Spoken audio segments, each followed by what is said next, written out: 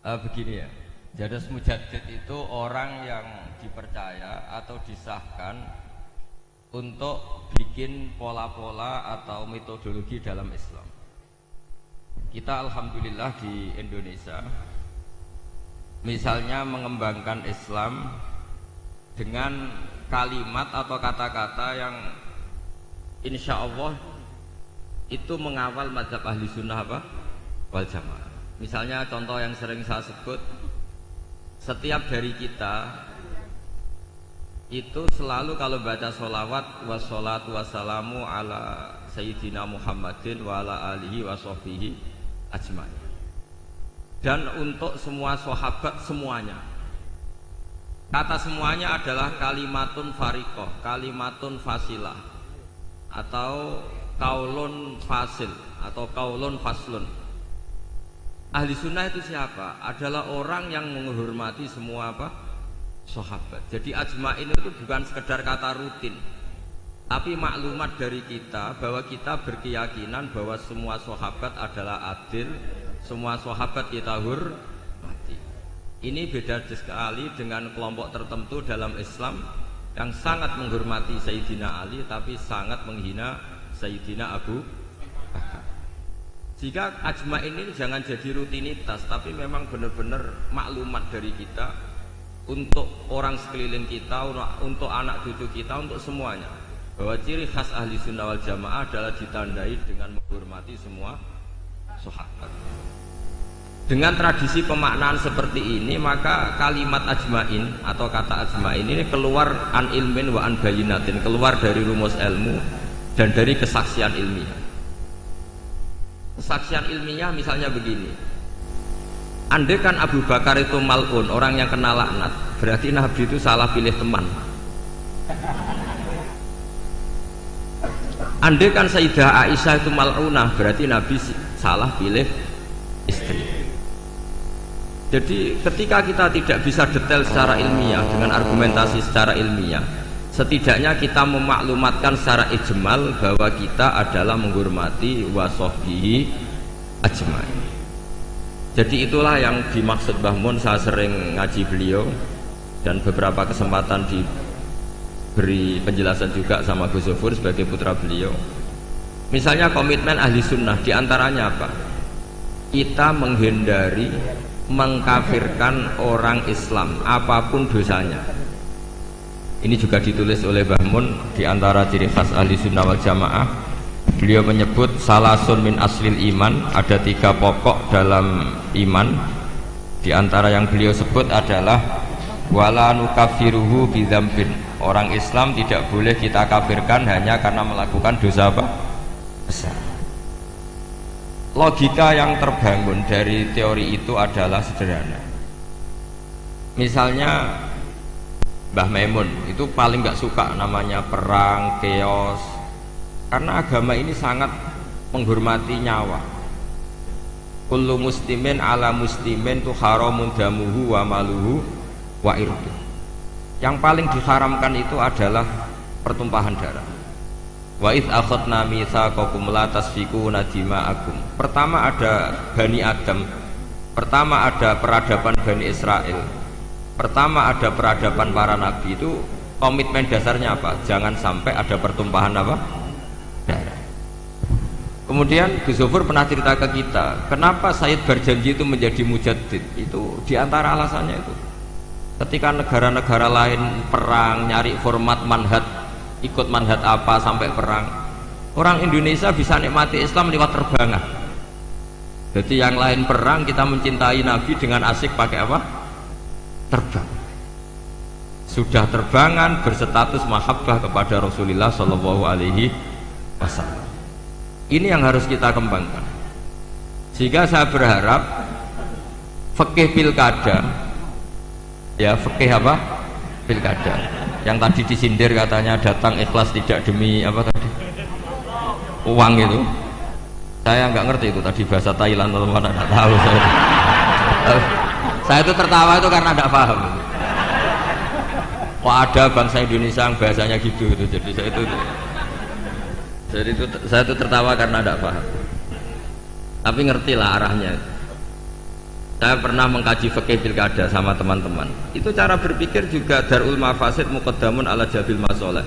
Dulu orang untuk jabat itu harus duel, harus taruh. Misalnya ada dalang ingin dapat istrinya dalang yang lain yang cantik, itu ya tarung, yang menang terus dapat. Sampai ada kerajaan Sumeneb juga gitu, ada kerajaan di mana perang terus sebagian kalah lari kemana, sebagian terusir lari kemana. Dulu itu semuanya pakai perang. Sekarang alhamdulillah perebutan kekuasaan itu lewat pilkada. Apapun di situ ada bohongnya, ada nggak bener-benernya sedikit. Tapi setidaknya itu tidak dengan aturan pertumpahan apa? Darah. Ya saya yakin sih ada salahnya ya, tidak usah diumumkan juga tahu semua. Tapi di situ ada dosa besar yang kita hindari, yaitu menghindari pertumpahan apa? Darah. Ini sudah membaik dari dulu perebutan kekuasaan lewat pertumpahan darah. Sekarang lewat seni merebut hatinya masyarakat. Kalau masyarakat sukanya senyum ya dikasih senyum. Kalau sukanya uang ya tidak tahu ya. Itu boleh masalah. Boleh masalah. Karena memang yang namanya pilkada itu merebut hati pemilih. Masalahnya terus kaifiahnya itu apa? Ya tidak tahu itu, saya kan tidak calon bupati, tidak tahu. Itu lebih pinter. Ya saya akan baca peradaban yang disebut nanti biar diteruskan Gus Sofur halaman 9. Wa dhahara ba'da dzalika fil qarni tsani ba'dal alfi al imam ar-rabbani al-allamah ahadu itrati Rasulillah sallallahu alaihi wasallam asy-syekh al-imam al-murtada sahibu syarh ihya ulumuddin al-musamma bi hafiz sadatil muttaqin alladzi tamma naf'uhu fil anha wal bilad marji'u ulama ahli sunnah wal jamaah.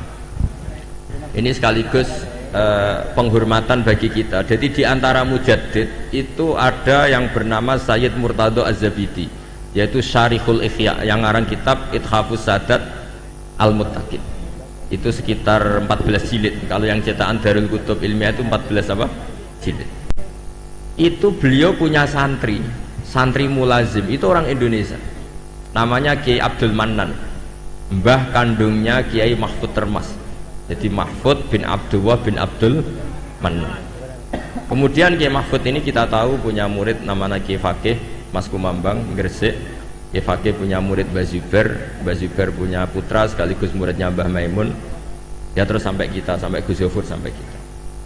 Sehingga pikiran-pikiran besar Said Zabidi itu bisa kita tangkap. Misalnya gini, saya sering diceritani Mbah Mun tentang kitab Ithaf. Di antara padanan, maksudnya padanan itu semua ulama itu pasti punya fatwa yang nggak ada kembarannya, dan itu polanya umum, sehingga ciri khas ulama disebut mujaddid itu bisa menganalisis agama dengan cara yang menakjubkan. Kata Said Az-Zabidi begini, orang Islam ini tidak akan mengalami kekeliruan kayak yang dialami orang Nasrani, yaitu menuhankan nabinya.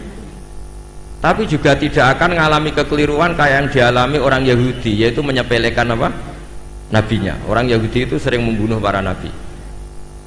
Dan itu rumusnya sederhana, cukup membaca Allahumma sholli ala Sayyidina Muhammad atau Allahumma sholli ala Muhammad abdika wa rasulik. Kenapa demikian? Islam itu datang setelah orang Nasrani salah memuja Isa sehingga diposisikan sebagai apa? Tuhan. Orang Islam itu juga muja nabinya tapi pas, yaitu Allah tetap Tuhan pemberi. Allahumma sholli berarti kita minta kepada Allah zat yang super, yang maha, dan permintaan penghormatan itu kita berikan untuk hamba terkasihnya yaitu Muhammad. Maka kata Sayyid Zabidi, wa Muhammadun wa in ala qadru yahtaju ila rahmati wa fadlihi ta'ala. Apapun kelas tingginya seorang yang bernama Muhammad tetap butuh sama rahmat dan fadlnya Allah Subhanahu wa ta'ala. Sehingga dengan kalimat sholawat itu sudah isbatun li uluhiyatillah wa nafsyun li rububiyati Muhammad. Dengan kalimat ini orang Islam tidak akan kecelakaan menuhankan Muhammad. Karena apa? Allah pemberi, Rasulullah peneri. Tapi umat Islam akan sangat menghormati Sayyidina Rasulullah Shallallahu Alaihi Wasallam, karena semua penghormatan Allah terbaiknya, sholawatnya, tahiyatnya, semua yang terbaik bisa kasihkan kepada hamba terbaiknya yaitu Rasulullah Shallallahu Alaihi wasallam. Maka kalimat ini ya kalimatut tauhid, ya kalimatur risalah. Karena dengan posisi lafadz sholawat seperti itu, kita tidak akan kecelakaan kayak yang dialami orang Nasrani. Karena kita tetap memposisikan Allah pemberi, Rasulullah Muhammad peneri. Itu kata Said Zabidi. Jadi akan selalu ada ulama yang memodifikasi Islam itu menjadi mudah. Islam yang jelimet karena datang setelah tadi kecelakaan Nabi Isa dituhankan. Sehingga ulama-ulama itu punya cara sendiri untuk supaya Islam tidak mengalami seperti itu. Kalau kita ngaji tauhid, misalnya seorang nabi selain punya sifat sidik, amanat, tabligh, fatonah, punya sifat apa? Al-a'rad, al-basyariyah. Nabi harus punya sisi kemanusiaan. Sehingga Nabi itu sering dahar di depan umum supaya menunjukkan kalau beliau seorang apa? Manusia. Bahkan Nabi juga pernah sholat duhur itu harusnya 4 rakaat, sholat hanya 2 rakaat. Ketika ditegur, ya Rasulullah ini sholat model baru atau memang nasa mansuh? Karena kalau model baru mereka senang kan, berarti mulai besok sholatnya tidak 4 rakaat tapi 2 rakaat, karena kategorinya nasa apa? Nasa mansuh. Tapi Nabi memberi penjelasan, tidak, saya tidak lupa. Akhirnya Nabi menambahkan 2 rakaat, masyhur itu cerita itu. Terus kata Nabi, ma kuntu ansa walakin unassa li as-sunnah. Saya ini sebetulnya tidak pernah lupa, tapi didesain Allah lupa supaya bisa bikin apa? Sunnah. Tapi apapun itu menjadi sangat basyariah. Saya ulang lagi, apapun itu sangat apa? Basyariah. Dan basyariah Nabi ini menguntungkan Islam, yaitu ciri khas Islam adalah menuhankan Allah saja, dan selainnya apapun hebatnya, meskipun seorang Rasulullah Muhammad tetap namanya abduhu wa rasuluh. Nah, hal-hal seperti ini terus kemudian dilakukan oleh Imam Ja'far Al-Barjanji secara mudah. Kita sholawatan, kita terbangan. Dengan cara seperti ini pula kita mahabbah Rasulullah semahabbah-mahabbahnya tanpa mendudukkan Rasulullah Muhammad sebagai itu Tuhan. Karena kita selalu meminta Allahumma, Allah engkau, kita semua meminta kepada engkau supaya sholawat engkau berikan kepada kekasihmu. Berarti fawwahu wal mu'ti, Allah adalah pemberi, Nabi adalah penerima. Maka terus statusnya jelas bahwa Allah adalah selalu Tuhan, Rasulullah adalah abduhu wa rasul. Sehingga terus kita baca subhanalladzi asra bi abdi. Sehingga kata para ulama, wasfiyatu Muhammad, wasfiyah terbaiknya adalah ketika disebut abduhu wa rasul. Karena tadi agama Islam itu datang setelah prahara atau setelah kecelakaan, setelah kesalahan seorang nabi di Tuhan. Tapi hebatnya ahli sunnah, hebatnya NU, hebatnya pesantren, menjelaskan ilmu seserius ini itu menjadi gampang. Karena ya daripada umat mikir jelimet, pokoknya kon maca apa? Sholawat, terus ra paham sithik. Semua yang calon bupati maca sholawat ben dadi. Ya sebetulnya banyak yang tidak ikhlas juga, sudah itu nggak penting, sementing pokoknya natijahnya itu isbatun li uluhiyatillah wahdah dan isbatun li abdiyati Rasulillah Muhammad sallallahu alaihi wasallam, sehingga kita tidak mengalami apa yang dialami orang-orang